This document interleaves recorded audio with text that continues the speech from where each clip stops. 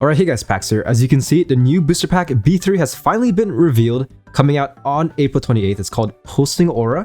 So yeah, in this video, I'll be going over the trailer, as well as dissecting all the new cards, because there are a lot of noteworthy cards from this booster pack that looks very interesting. Will most likely be very prominent in the meta, and of course, the two main chase cards, Mega Lucario and Mega Sceptile. But yeah, if you guys are new to my channel, really do consider if you like and subscribe. Really does help me out tremendously.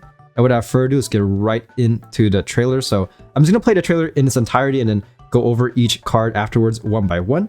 So here we go.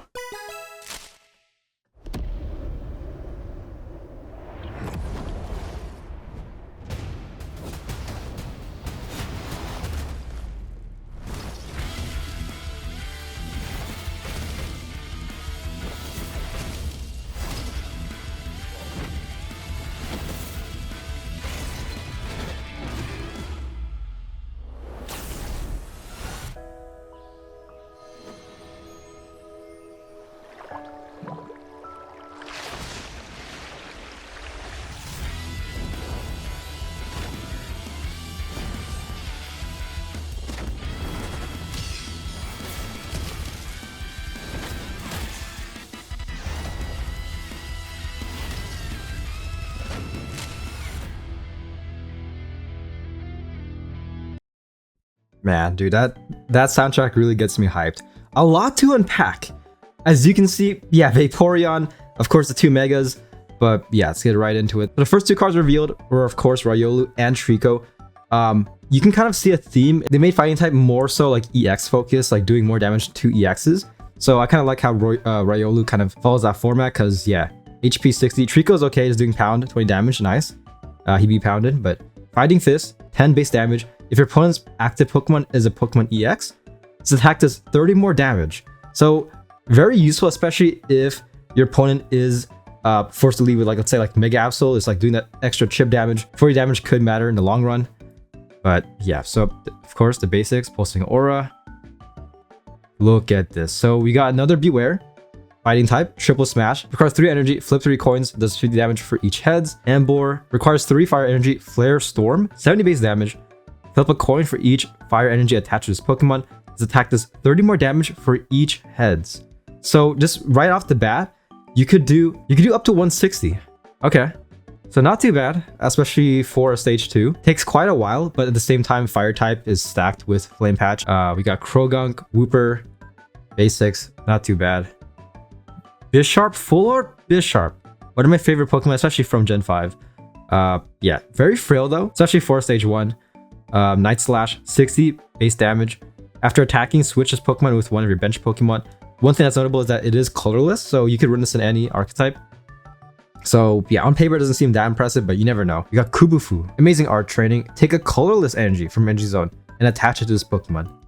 Pretty decent ramp, and of course when it comes to evolutions, we got Single Strike Urshifu and also Rapid Strike Urshifu. So yes, same HP.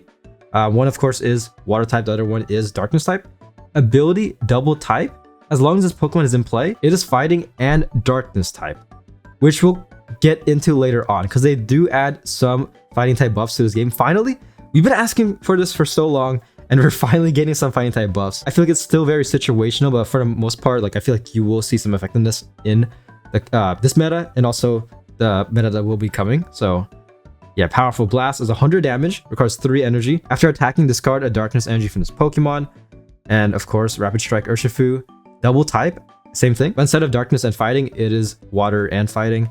Tornado Shot requires 2 energy. Discard a water energy from this Pokemon, and this attack also does 40 damage to one of your opponent's bench Pokemon. Decent chip. We shall see how effective this will be later on in the meta, but yeah, overall just okay. But look at this. New item card, Field Blower. Discard a Poketool card from a Pokemon, yours or your opponent's, or discard a stadium card in play. This card is definitely going to be meta relevant. Like, essentially a power crept version of Guzma. Again, Guzma might get more value, especially if your opponent has more than one Poketool on the field, but this item is more versatile because, of course, for one thing, discarding a stadium could be huge. Also, most of the times when battling, your opponent will only have one Poketool on the field. This could be huge, and this is from a Pokemon. It's not active. It can be any Pokemon on the field. If you mess up with your Poketool placement, you could do it to yourself as well. So yeah, currently, that doesn't seem like you would use it on yourself at all, but you never know. If they add a card where like your opponent could attach a Poketool to your Pokemon and it would like debuff him, I don't know if that's in the TCG, but they could definitely add that to this game. You could use Field Blower to negate that. So, nevertheless, again, this a Power Crab version of Guzma, pretty much. Like, for one thing, it is an item. I think it's the biggest thing. Item, and also it can discard stadiums. So with that being said, this will definitely be super meta relevant. Here we go. Going to the Serene Lake, we got Heatran and freaking Badoo. Another baby. Babies in this game are scary. A Chingling, Igglypuff. In the current meta, you know how Igglypuff is. But yeah, Badoo, Prickly Powder, does 10 damage. The defending Pokemon loses all abilities. This effect lasts until the defending Pokemon leaves the active spot. Now, when you think of the most scary defending Pokemon that could be extremely disruptive, it's definitely Oricorio. And this card hard counters Oricorio. It makes it so that your opponent will be forced to retreat, and retreating could cost them a lot. Could be very detrimental to the overall game, because again, sometimes one turn, just delaying one turn, could determine if you're going to win or lose. So yes, given this a huge counter to primarily Oricorio, I feel like. Yeah, I mean, later on, we might see more value, but Oricorio, its days are numbered, which is kind of crazy, because with the release of this pack, Oricorio has been out for a year. I'm pretty sure, like around a year. We got Quagsire right here, just chilling in the waters. HP 130, stage 1, requires 3 energy. Muddy Headbutt does 60 base damage. If this Pokemon has any fighting energy attached, this attack does 60 more damage. So yeah, you're kind of forced to run either a Man-type or Dual-type. But overall, not too bad, especially with the given buffs later on, which you'll see. But I don't think Quagsire gets buffed by it. Oh crap, here we go.